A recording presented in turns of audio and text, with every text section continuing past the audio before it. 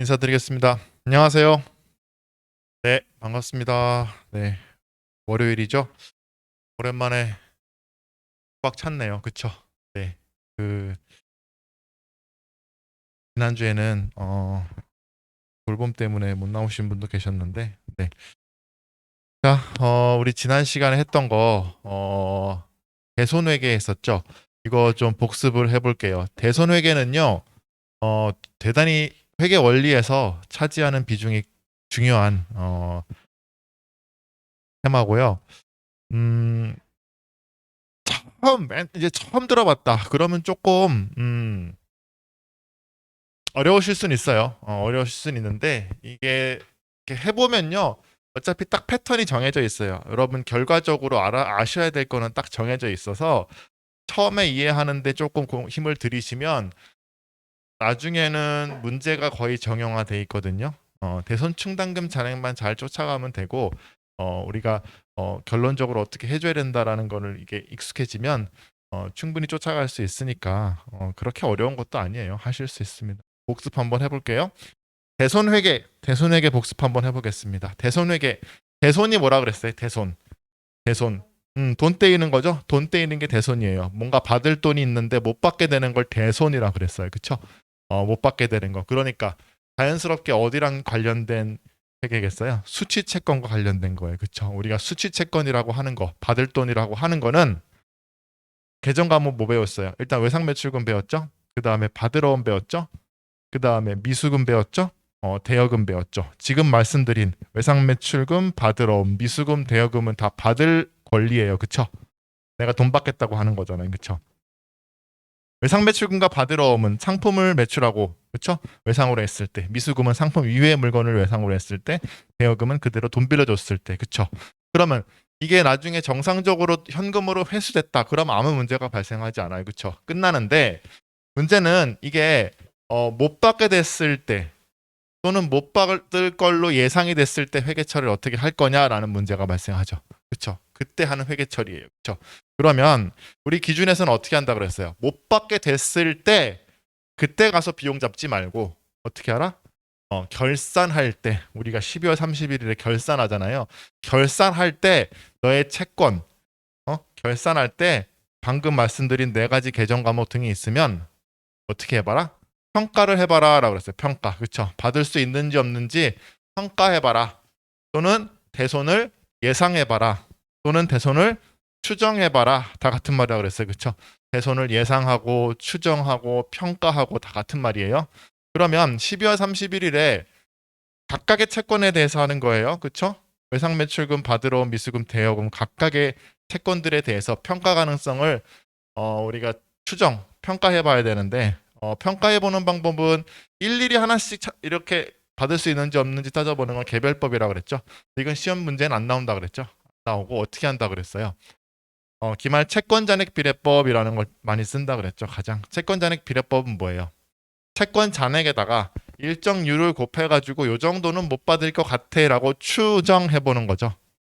무슨 얘기인지 아시겠어요? 그러니까 장사를 한 10년, 20년 해보니까 경험률이라는 게 있겠죠. 아, 대충 한 1%, 2%는 내가 뭐 어떻게 해도 못 받더라라는 경험률이 있을 거잖아요. 그거를 설정률로 쓰는 거예요. 무슨 얘기인지 아시겠어요? 그러면 기말 채권 잔액의 몇 퍼센트 설정률을 곱한 금액을 대손 예상액이라고 하고 그 대손 예상액이 기말 재무상태표에 채권에서 빼주는 형식으로 표시되도록 해주는 게 우리의 목적이잖아요. 그렇죠?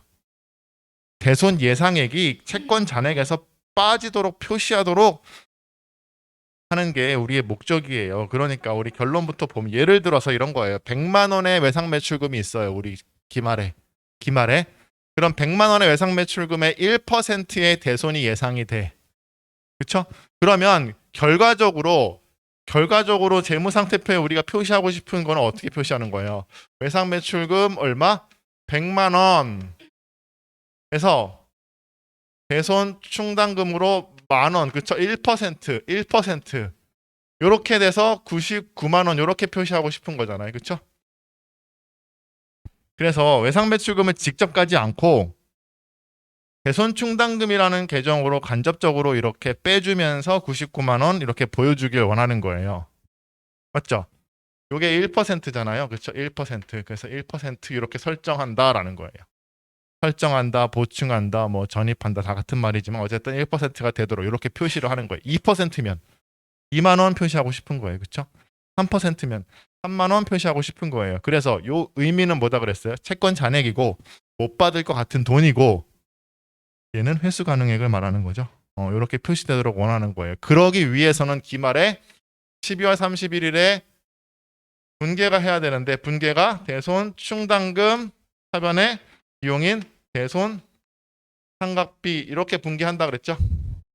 이렇게 분개하는데 주의할 거는 여기 지금 대손 충당금을 이렇게 설정하는 거는 그냥 만 원이다? 아니라 그랬어요.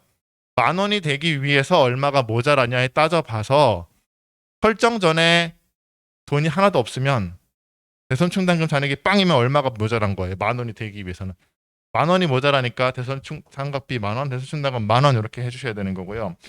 설정 전에 예를 들어서 7천 원이 있었어. 네? 7천 원에 대손 충당금이 남아있는 잔액이 있었어요. 그러면 어떻게 한다? 3천 원만 더 해주면 만 원이 되잖아요. 그렇죠?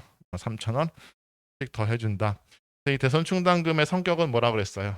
자산의 마이너스라 그랬죠. 그리고 재산의 마이너스지만 움직임은 뭐랑 비슷하다 그랬어요. 부채랑 비슷하다 그랬죠. 그래서 증가하고 감소하는 거예요. 그렇죠? 그래서 설정 전에 예를 들어서 7천 원이 있었어. 그러면은 내가 1%만 원을 만들어주기 위해서는 얼마만 더 하면 되는 거야. 예를 들어서 3천 원 이렇게 더하면 여기 3천 원 해서 이게 만 원 돼서 이렇게 표시된다 그랬죠. 요것만 잘 이해하면 뭐 다 된 거예요. 그러니까 이게 뭐랑 비슷하다 그랬어요. 보충법이라고 그랬고 이 보충은 욕조에 물 채우는 거랑 같다 그랬죠. 내가 원하는 양이 대손 예상액이에요. 그러면 그 원하는 양을 만들어주기 위해서 얼마나 더 보충해줘야 되냐 뭐 이렇게 생각하면 편하다 그랬죠. 그래서 우리가 기말 대손 충당금 설정하기 위해서는 꼭 알아야 되는 정보 채권 잔액 비례법을 하려면 알아야 되는 정보 세 가지 뭐예요? 기말 채권의 잔액 그쵸? 그 다음에 설정률 그 다음에 설정 전에 얼마나 있는지 그렇죠? 욕조에 물을 만 원 채우려면 얼마큼 채우려면 욕조에 전체의 금액에서 얼마를 채울지 그 다음에 얼마가 차 있는지 알아야 되잖아요. 그렇죠? 이게 채권 잔액 비례법이라고 그랬고요. 대손 예상액을 결정하는 또 다른 방법 하나 있다고 그랬죠. 연령 분석법이라는 것도 최근에 나온다고 그랬어요. 연령 분석법은 뭐예요? 이게 너무 심플하니까 이거에 단순히 1% 하면 심플하니까 우리 채권을 좀 쪼개가지고 그쵸? 쪼개가지고 연령별로 쪼개서 각 연령별로 설정률을 달리 곱한 다음에 더해버리자 뭐 이런 개념이었죠. 그래서 생기자마자 이제 막 갓 생긴 채권은 대손 발생률이 좀 낮을 테니까 낮은 설정률을 곱해주고 오래된 채권 연령이 많은 채권은 설정률을 높게 설정해 줘가지고 좀 각각의 대손 예상액을 구해서 더해서 보자라고 하는 개념이었어요. 결국 같은 개념이죠. 그걸 좀 자세히 하는 거예요. 채권 잔액 비례법을 조금 세분화해서 한다 이렇게 생각하시면 돼요. 어차피 대손 예상액이 나오면 나머지는 다 똑같죠. 나머지는 다 똑같아요. 그렇죠?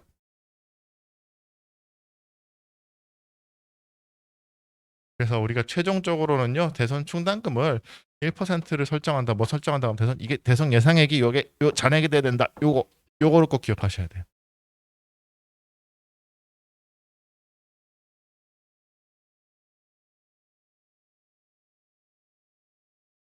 자, 그다음에 우리가 그 대손을 예상했을 때 그러니까 얘는 언제 하는 분계다? 12월 31일에 기말에 하는 거라 그랬어요. 기말에 보충법에 의해서 이렇게 설정하는 거를 기말에 하고 그다음에 또 뭘 알아야 돼요? 대손이 발생했을 때 그쵸? 진짜 돈을 못 받게 됐을 때 요거는 기말에 하는 거예요? 아니면 기중에 아무 때나 하는 거예요? 기중에 아무 때나 대손이 실제 발생했을 때 하는 거죠. 뭐만 기억하면 된다고 그랬어요? 대손 충당금이 있으면 대손 충당금 먼저 쓰고 모자라면 그냥 대손 상각비 비용 처리하면 된다 그랬어요. 그것만 기억하시면 돼요. 그렇죠? 1순위 대손 충당금 모자라면 대손 상각비 그리고 이것도 하나 해야 하셔야 한다 그랬죠. 뭐예요? 뭐죠? 그 외상 매출금과 바드럼은 비용 계정을 대손삼각비라는 계정을 쓰지만 우리가 미수금과 대여금은 좀 주의하시라 그랬어요. 그렇죠. 기타의 대손삼각비라는 계정 과목 영업의 비용을 쓰셔야 돼요. 똑같은 대손에 관련된 비용인데 외상 매출금과 바디로움 즉 영업과 관련된 거는 대손삼각비 판관비로 가고요. 미수금과 대여금과 관련된 대손삼각비는 기타의 대손삼각비 하셔가지고 영업의 비용으로 가야 된다. 그것도 알아두셔야지 문제를 정확히 맞출 수가 있습니다. 됐죠? 자, 그 다음에 1, 2번 정도 지금까지 대손 요거까지만 알면 대부분의 문제는 풀리는데 하나 좀 더 알아두셔야 된다 그랬죠? 3번에 대손 확정으로 제거된 채권이 회수된 거야. 내가 이미 대손 처리하고 다 끝냈어. 다 끝냈고 에이 못 받았네. 그리고 비용 처리하고 다 끝냈어요. 끝냈는데 그게 끝끝내 돌아온 거죠. 회수됐어요. 대손 처리한 채권이 회수됐다. 그러면 뭐만 기억하면 돼요? 대변 대손 충당금을 살려주기만 하면 되는 거예요. 대손 충당금을 도로 현금 회수됐다 그러면 차변에 현금, 대변에 대손 충당금하고 대손 충당금을 도로 살려주면 되는 거예요. 그렇죠? 그거 가지고 이제 어떻게 문제가 나온다 그랬어요. 기중의 분계를 쫙 보여주고 그쵸 기말에 뭐 설정 분계를 해보시오 뭐 하기도 하고 뭐 여러 가지 물음이 있는데 키포인트는 뭐예요? 다 대손 충당금 잔액을 여러분이 잘 쫓아갈 수 있어야 된다 그랬어요. 그쵸? 대손 충당금 잔액을 잘 관리하면 다 아무 문제가 없어요. 그쵸? 대손 충당금이 얼마 늘고 얼마 줄고 얼마 늘고 얼마 줄고 어떻게 관리한다? 시계정으로 하셔야 돼요. 시계정으로. 그쵸? 그러면 다 풀 수 있어요, 문제. 됐나요? 됐죠? 이렇게 복습도 해봤어요. 그쵸? 지금 복습, 지난 시간 4시간 내내 한 거 20분, 15분 걸렸죠? 그러니까 여러분이 집에서 지금 듣고 이해가 된다. 그럼 복습을 열심히 하신 분들이에요. 그럼 이해가 됐다. 그럼 벌써 또 1회독, 2회독 한 거예요. 이것만. 그쵸? 까먹을 만할 때 기억 살려주고, 까먹을 만할 때 기억 살려주고 그러면요. 오래 갑니다. 장기 기억으로 가요.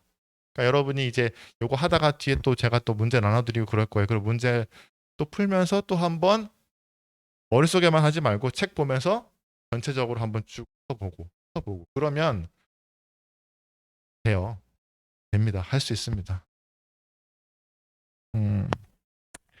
고요. 지난번에 문제는 다 풀었죠. 객관식 문제는 다 풀었던 걸로 기억이 나는데 27번이요? 27번 그 말 문제인가요? 큰 건가요? 그거는 X 하지 마세요. 지금 대손과는 관련 없는 거고요. 안 풀어도 될 것 같아요. 이건. 자, 이제 30페이지 30페이지 재고자산입니다. 대망의 재고자산이에요. 2주 동안 우리는 자산에서 유동자산에서 방좌자산이 끝난 거예요. 그렇죠? 그러니까 우리 갈 길이 얼마나 멀어요. 그렇죠? 이제 뭐예요? 자산, 부채, 자본. 지금 다 마음의 눈으로 보셔야 돼요. 자산, 부채, 자본. 자산의 유동과 비유동. 합시다. 중요한 거니까. 그렇죠? 자산, 부채, 자본. 자산은 어떻게 나눈다? 유동과 비유동 나눴죠. 유동은 다시 당좌 자산과 재고 자산으로 나눴고요. 비유동은 그렇죠. 투자, 유형, 그렇죠. 무형, 기타 비유동. 이건 머릿속에 딱 박혀 있으셔야 돼요. 요거는. 그다음에 부채는요. 그냥 유동과 비유동 이렇게 나눴고요. 자본은 해볼까요? 자본금, 자본, 잉여금, 자본 조정이라는 계정 폴더였어요. 그 다음에 기타 포괄이에요. 포괄, 손익, 유계액. 좀 글자는 좀 날려 쓸게요. 이익,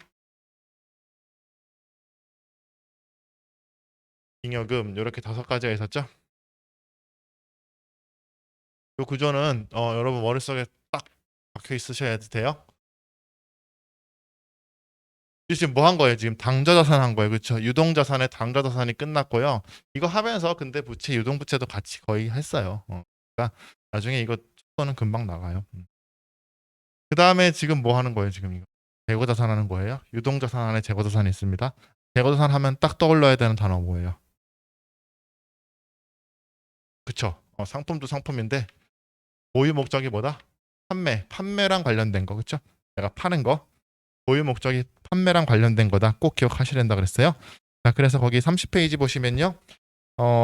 재고자산은요, 정상적인 영업활동에서 뭐예요? 판매하기 위해 보유하는 자산이다.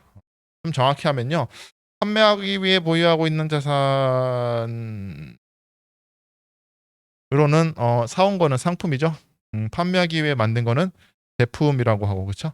그 다음에 판매를 목적으로 뭐요? 제조 과정에 있는 자산, 제공품 또는 반제품이라고 하는데, 요거는 제조 시설이 있는 회사에 해당하는 거겠죠. 공장에 있는 회사에 해당하는 거예요. 근데 우리는 상기업이니까 특히 뭐 주목할 필요는 없는데 설명은 다 드릴게요.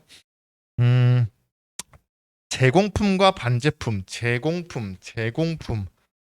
제공품이 뭐냐면요. 제공품, 이 공정 중에 있는 물건이라는 거예요. 공정 중에 있는 물건. 공정이 뭐예요? 그 공장에서 이렇게 원재료가 투입이 되죠. 그러면 어떻게 돼요? 얘가 이렇게 라인 따라서 이렇게 돌잖아요. 그렇죠? 뭐 아무 공장이나 한번 상상을 해보세요.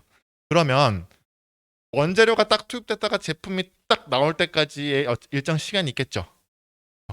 돌아서 막 돌다가 남은 제품 될 때까지 얘가 시간이 있잖아요. 근데 얘를 우리가 재무상태표를 언제 만든다 그랬죠? 기말에, 그쵸? 기말에 12월 30일 12시 딱 그때 만들어지는 게 뭐예요? 재무상태표잖아요. 그쵸? 보고기간 종료일, 결산일 다 같은 날이라 그랬잖아요. 그쵸? 그러면 공장이 막 돌고 있다가 12월 31일에 딱 어느 순간을 일정 시점을 딱 찍었어. 그러면은 공장 돌던 애들도 있겠죠. 아직 덜 만들어진 애가 있겠죠. 공정 중에 있는 애.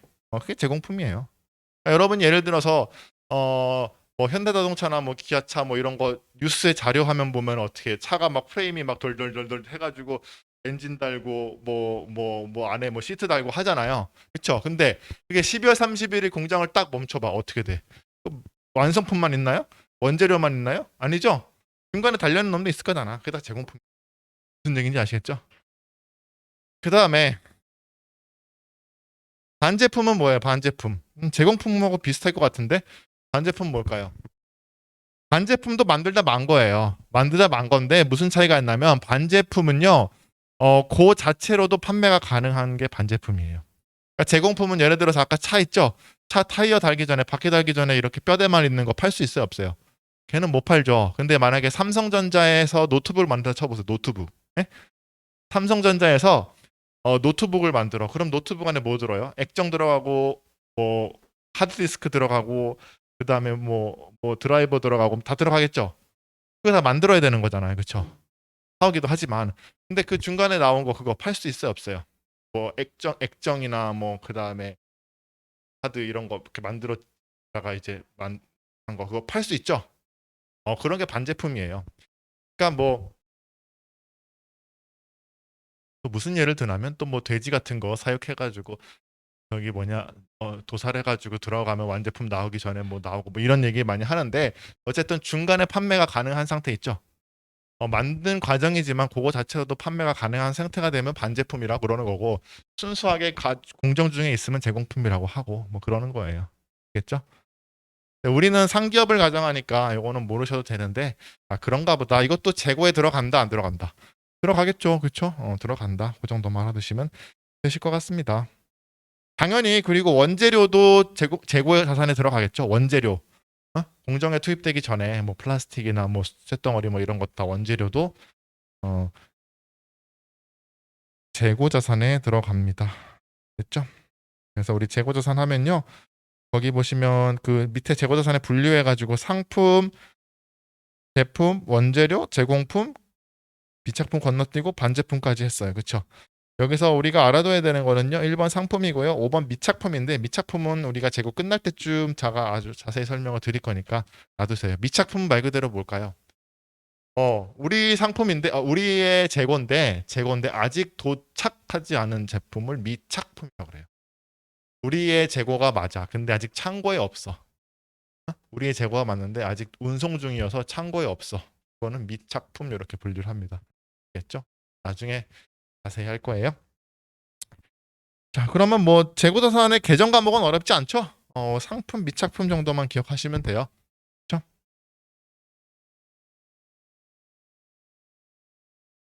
그 다음에 요것도 앞에서 말씀드렸는데 요거 정말 다시 강조드립니다. 이거 판매 목적으로 보유하는 거라 그랬죠? 그렇죠? 유형과 무형은요?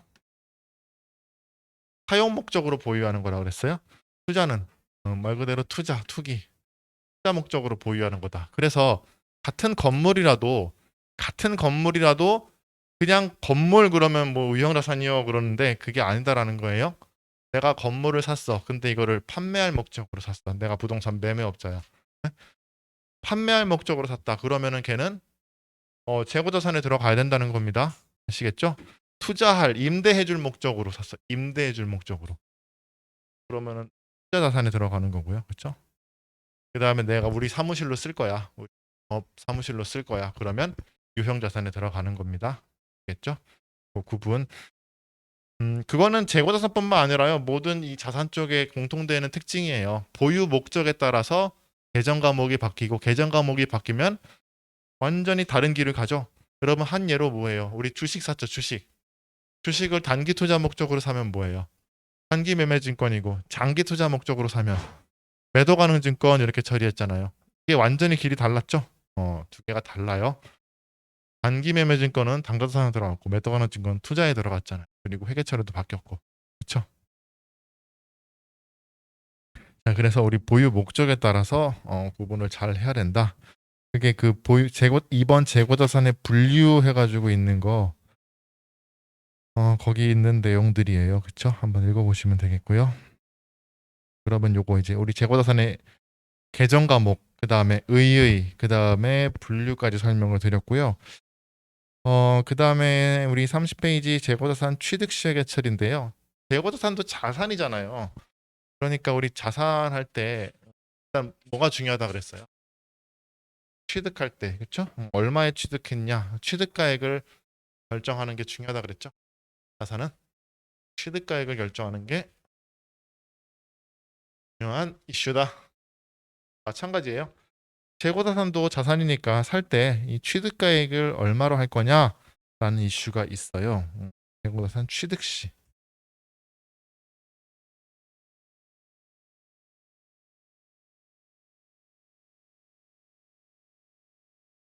취득 시 취득가액은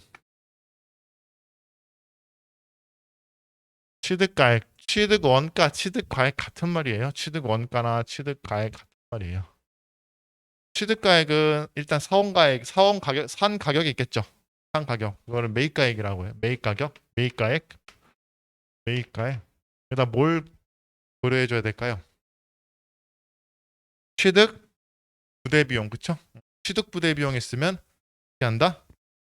더해줘야겠죠. 취득 부대 비용 있으면 더해준다.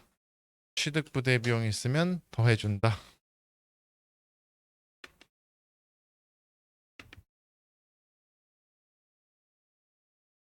취득 부대 비용 있으면 더해준다. 이건 앞에서 이미 제가 설명드렸죠. 주식 설명할 때 했잖아요. 자산 살 때 뭐든지 취득 부대 비용이 든다 그랬죠. 재고 자산의 취득 부대 비용 어떤 것들이 있어요? 대표적으로 상품이면 물건이니까 뭐가 있겠어요? 운송료, 운반료 뭐 이런 게 있겠죠. 멀리 미국에서 만약에 수입해 온다. 재고를 그러면 그쵸. 일단 배 타고 오니까 그쵸. 운송료 대타 많이 들 거고요. 그쵸. 어제 제가 언뜻 뉴스에서 보니까 갑자기 그 생각이 안 나네. 기업이 생각이 안 나네. 회사명 까먹었다. 근데 최근에 운송료가 4배 떴대. 4배. 4배. 4배. 운송료가 4배가 뛰었대요. 그러니까 해외 운송료. 배 있죠? 컨테이너 뭐 이런 게. 그래가지고 어떤 기업이 대기업이었는데 네? 어디요? 아니 그 물류 회사. 그러니까 유통업이었어요. 뭐 신세계였나? 하여튼 뭐 유통업이었는데 매출은 늘었는데 영업이익이 절반이나 감소했대요. 왜 그런 거예요? 매, 뭐 운반비가 많이 들어가지고 이익률이 떨어진 거예요. 어쨌든 재고 자산을 취득할 때는요. 그러니까 운반비도 있겠죠. 그 다음에 관세, 부가세 이런 것도 들겠죠. 그 다음에 여기 저기 뭐냐 부두에서 내릴 때 하역료, 그 다음에 국내 운송료 이런 거 등등등등 들겠죠. 다 어떻게 해야 된다? 당연히 더해줘야 돼요. 당연히 더해줘야 돼. 그렇죠? 보험료, 운송료, 하역료, 관부가세 다 그렇죠? 물론 부가세는 환급을 나중에 받아요. 그건 나중에 우리 부가세 시간에 배우기로 하고 더해준다. 그러면 취득 부대 비용의 의미도 제가 아시라 그랬죠. 취득 부대 비용이란 내가 원하는 상태에 이르게 되기까지 소요되는 모든 비용이라 그랬어요. 다시 한번 중요하니까 강조할게요. 내가 원하는 상태에 이르게 되기까지 소요되는 모든 비용이라 그랬어요. 자, 질문. 재고는 원하는 상태가 어떤 상태예요? 판매할 수 있는 상태죠. 재고는 내가 원하는 상태가 어떤 상태? 판매할 수 있는 상태잖아. 그쵸? 자, 예를 하나 들어볼게요. 상품 말고 여러분 이런 예를 하나 들어볼게요. 선박 건조회사, 그쵸? 큰 선박 건조하는 회사. 그 LNG나 뭐 저기 뭐냐 큰 배 만드는 회사 있죠? 현대상선이나 뭐 이런데. 그런데 거기서 배를 만들어요. 배를 수주를 하면은 만들어가지고 납품을 하죠. 그러면 돈이 한두 푼 드는 게 아니잖아요, 그쵸? 재료 사오고 뭐 하려면, 그쵸? 그래서 배를 제조하기 위해서 원재료를 사오기 위해서 내가 현대상선이 수주를 받고 제조를 하기 위해서 큰 돈을 빌렸어요. 원재료나 이런 거 사오기 위해서 돈을 빌렸어요. 차입을 했다고요. 거기에 차입을 하면 뭐가 나와요? 이자 비용이 나오겠죠? 이자 비용이 나왔어요. 그리고 배를 만들었어요. 그럼 여기서 발생한 이자 비용, 취득 부대 비용이 될까요? 안 될까요? 될까요? 안 될까요? 개념적으로는 가능하죠. 가능하잖아요. 제가 아까 뭐라 그랬어? 취득 부대 비용은 내가 원하는 상태에 이르게 하기까지 소요되는 모든 비용이라 그랬죠. 배 만들기 위해서 그렇죠? 돈이 필요해서 돈 빌려왔잖아. 돈에는 비용이 들죠. 이자 비용이라는 게 들잖아요. 그렇죠? 그것도 다 뭐예요? 취득 부대 비용이 될 수 있다 없다. 있다죠, 있다. 그렇죠? 있다.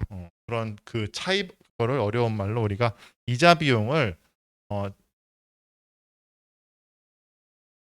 이자 비용을 차입원가, 금융 비용이라고 말하기도 했다. 비용, 차입원가, 뭐 이자 비용 같은 말인데 그러니까 특정한 경우에 이거는 다 되는 건 아니에요. 이게 좀 요건이 있어요. 특정한 경우에 요 재고자산의 취득을 위한 차입원가나 뭐 금융 비용 이런 거 재고자산의 가액에 포함될 수 있다 없다. 있다라는 거예요.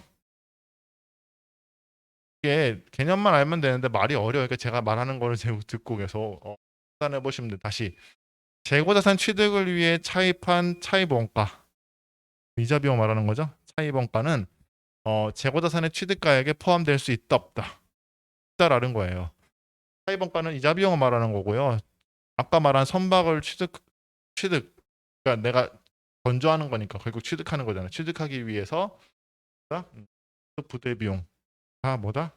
취득가액에 엎을 수 있다라는 거예요. 관련이 있으면.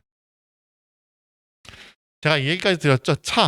여러분 차를 현대 영업소에 가가지고 당장 차를 살려면 차값만 주면 되는 게 아니라 그랬잖아요. 그렇죠? 차값에 뭐 이것저것 다 뭐다? 취득 부대 비용이다. 그래서 여러분 충분히 이제 아실 거예요. 취득 부대 비용 무조건 더해줘야 된다. 더해줘야 된다. 이 말씀을 드린 거는요. 한 번인가 말문제로 이렇게 어려운 얘기인데 지문으로 나온 적이 있어요. 재고자산 취득을 위한 차입원가를 취득 부대 비용으로 모아서 취득가액에 엎을 수 있다라는 말이 나왔는데 그 말은 결국 개념적으로는 내가 이 배를 안 만들었으면 돈도 안 빌렸을 거고 돈 안 빌렸으면 이자 비용도 없었을 거잖아요. 그런 개념이다. 어려움 놔두시고요. 그냥 취득부대 비용 더한다. 그죠? 자, 그 다음에 여기까지는 뭐 이미 설명을 드렸고요. 취득부대 비용은 더한다. 그래 더 해야지. 근데 여기서 끝이 아니라 더 고려해줘야 돼. 재고는. 자, 예를 들어 볼게요. 예를 들어 볼게요. 예를 하나 바로 들어볼게요. 여러분이 만약에 한라봉을 사가지고 다시 대파는 사람이라고. 한라봉.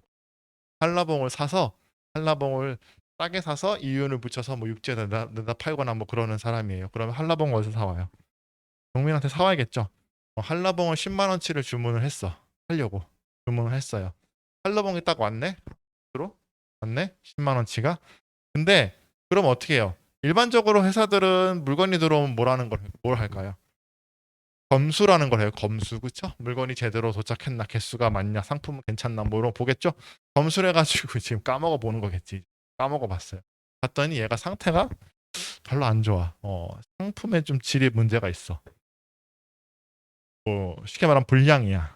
당도가 안 좋아. 뭐 그래서 문제가 있을 것 같아요. 그래서 여러분이 상품에 문제가 있다고 판단됐을 때 할 수 있는 행동 두 가지 뭐가 있어요? 하나는 그쵸. 반품시키는 거죠. 이거 못 써요. 그리고 돌려보내는 거예요. 돌려보낸다. 환출이에요. 돌려보낸다. 돌려보낸다. 뱅글뱅글 도는 거죠. 보낸다. 환출. 돌려보낸다. 그 다음에 또 뭐 있을까요? 이거 그쵸. 반품까지는 아니야. 내가 돌려보내기까지는 뭐 한데 조금 좀 예상에 떨어져. 그럼 뭐 할 수 있어요? 전화해가지고 그쵸. 전화해가지고 깎아달라고 할 수 있죠.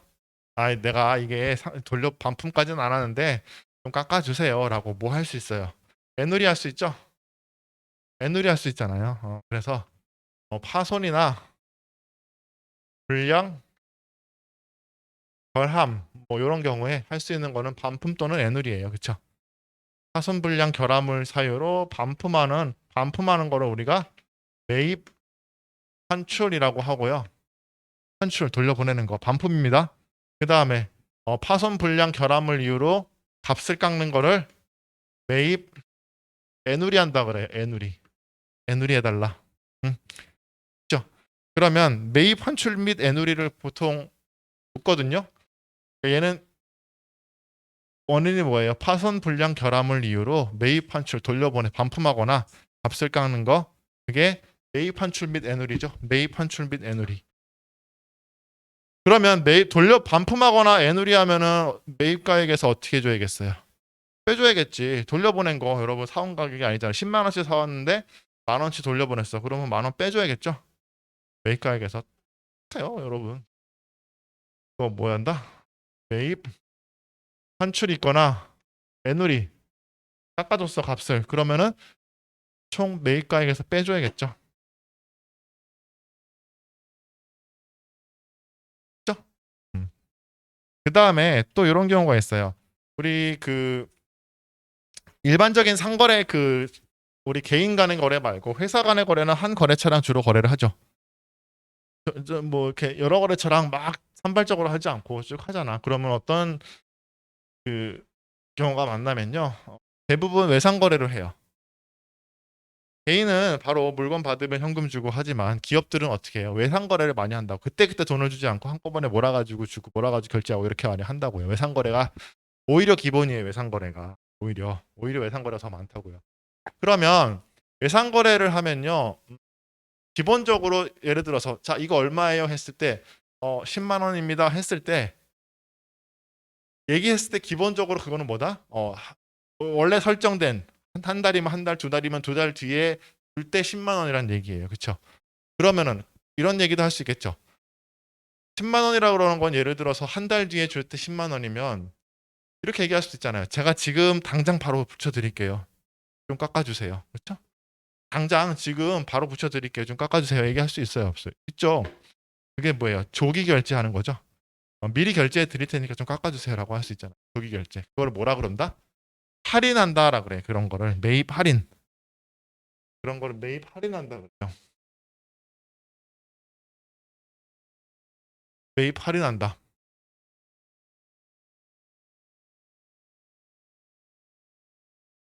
그래서 요 할인은요, 결제랑 관련된 거예요. 조기 결제. 조기 결제랑 관련된 거다. 거기 좀 정리를 할게요. 그래서 31페이지에 거기 30페이지에 그 밑에 있죠. 취득 원가는 어떻게 하는 거예요? 어떻게 되는 거예요? 매입가액에다가 매입 부대 비용, 취득 부대 비용입니다. 취득 부대 비용, 매입 부대 비용 같은 거예요. 매입 부대 비용 있으면 더해주고, 매입 환출 및 애누리가 있으면 빼주고, 매입 할인이 있으면 걔도 빼줘야지 정확한 취득가액이 나오는 거예요. 매입 환출 및 오른쪽에 보시면 매입 환출 및 애누리는 파손 불량 결함을 이유로 반품 돌려보내면 매입 환출, 파손 불량 결함을 이유로 값을 깎으면 매입 애누리라고 하고요. 주의할 건 매입 할인은 얘는 대금의 결제랑 관련된 거예요. 그렇죠? 조기 결제. 그래서 돈을 깎는 거를 매입 할인이라고 한다. 그렇죠? 하시면 되겠습니다. 자, 그다음에요. 거기 매입 부대 비용이 있는데 31페이지 매입 부대 비용. 매입 부대 비용은 다시 읽어볼게요. 제가 재고자산의 취득 원가는 재고자산을 판매 가능한 상태로 만들기까지 소요된 모든 지출액이어야 하므로 취득 원가에는 매입가액뿐만 아니라 매입 부대 비용, 그러니까 수수료, 뭐 운임, 하용료 등등등등이에요. 그렇죠?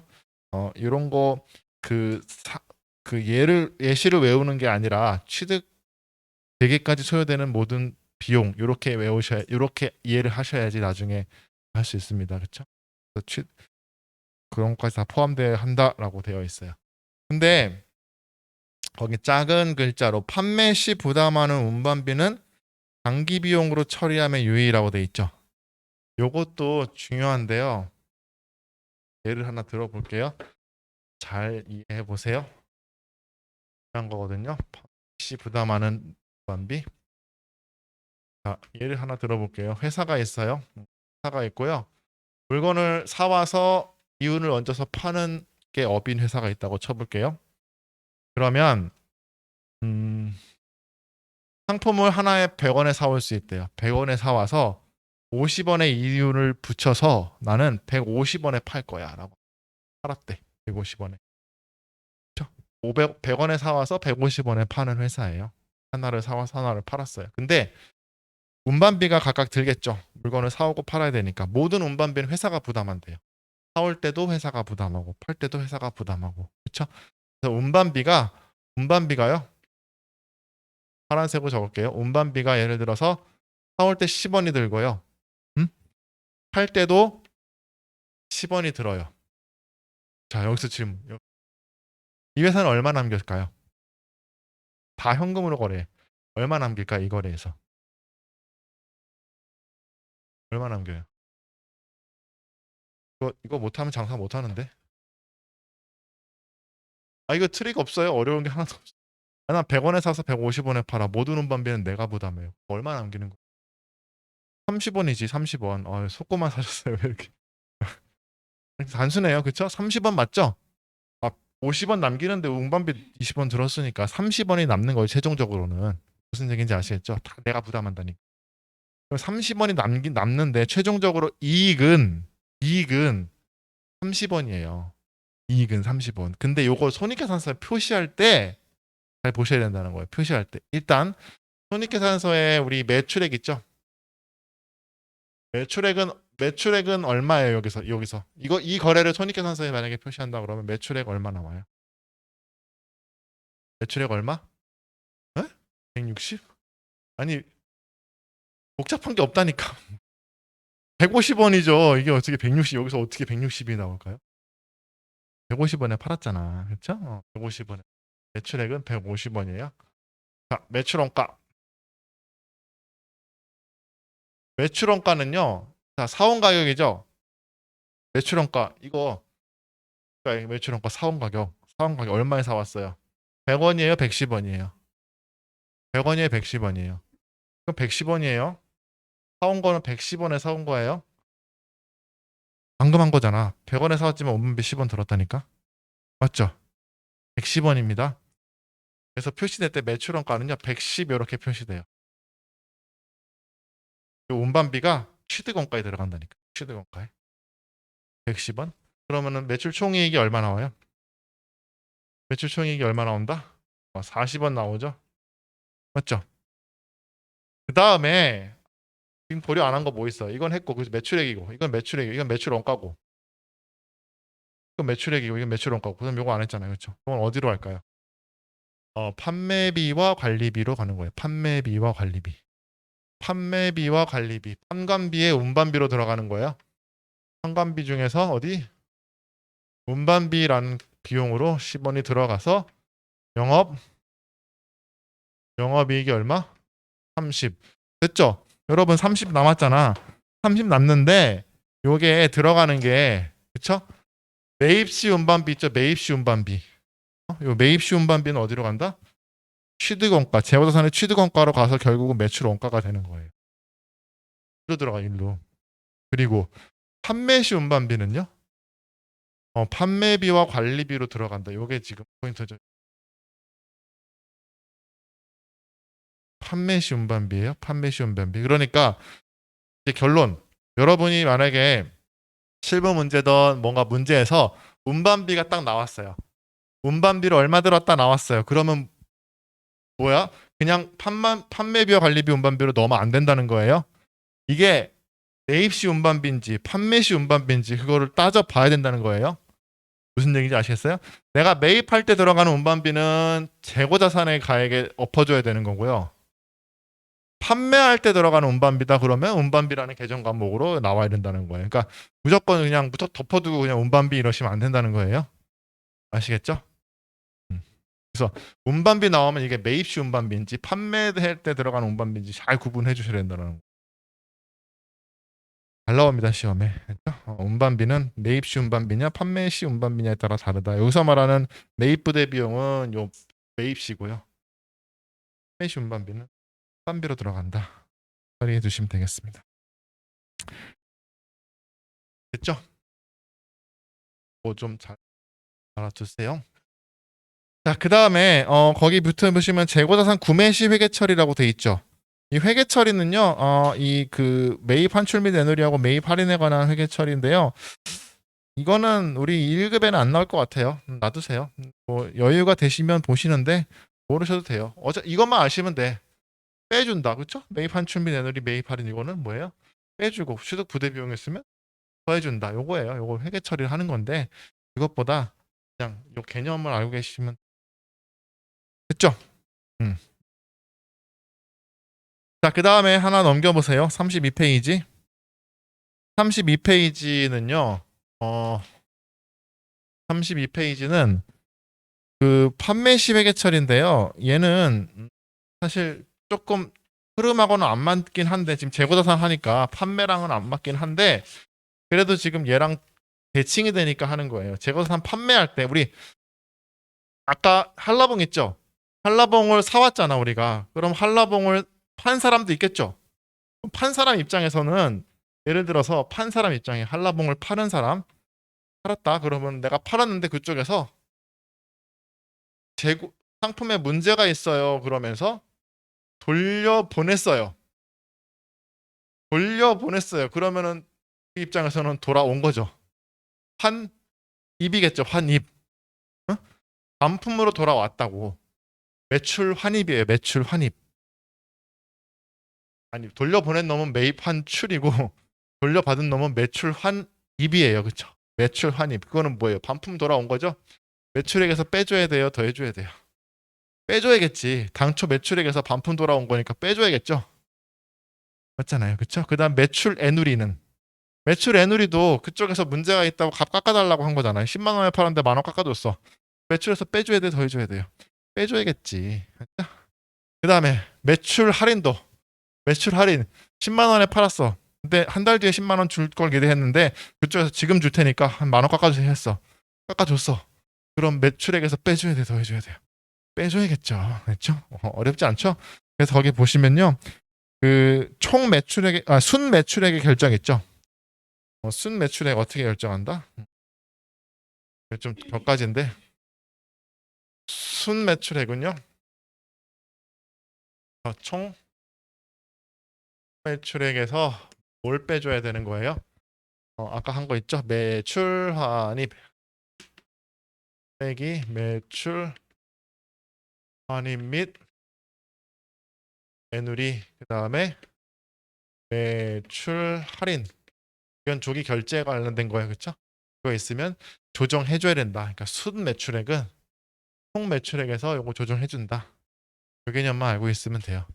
근데 이게 아무것도 아닌 것 같지만 나중에 이제 그 문제 풀 때 요게 대입이 되거든요. 그러니까 요 두 개였지만 잘 정리하고 있으면 돼요. 어려운 개념은 아니죠. 하나도 어려운 거 아니에요.